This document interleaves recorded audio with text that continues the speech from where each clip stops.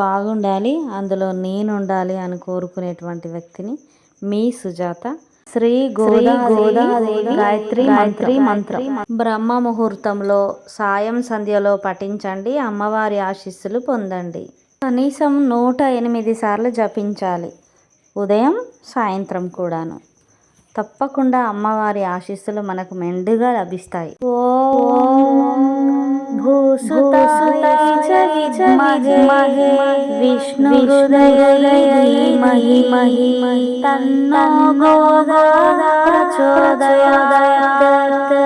పొద్దున్నే లేచి బ్రహ్మ ముహూర్తంలో తెల్లవారక ముందే, సూర్యోదయం అవ్వకముందే ఈ గాయత్రి మంత్రం 108 సార్లు జపించండి. సాయంత్రం కూడా జపించండి. అమ్మవారి ఆశీస్సులు పొందండి. ఓం శ్రీ గోదాదేవ్యై నమః. ఉదయం 108 సార్లు, సాయంత్రం 108 సార్లు. అంటే రేపు 16వ తారీఖు 12వ నెల 2024 ఉదయం నుంచి స్టార్ట్ చేయండి. 2025వ సంవత్సరం భోగి పండుగ రోజు గోదా రంగనాయకుల స్వామివారి కళ్యాణం జరుగుతుందన్నమాట.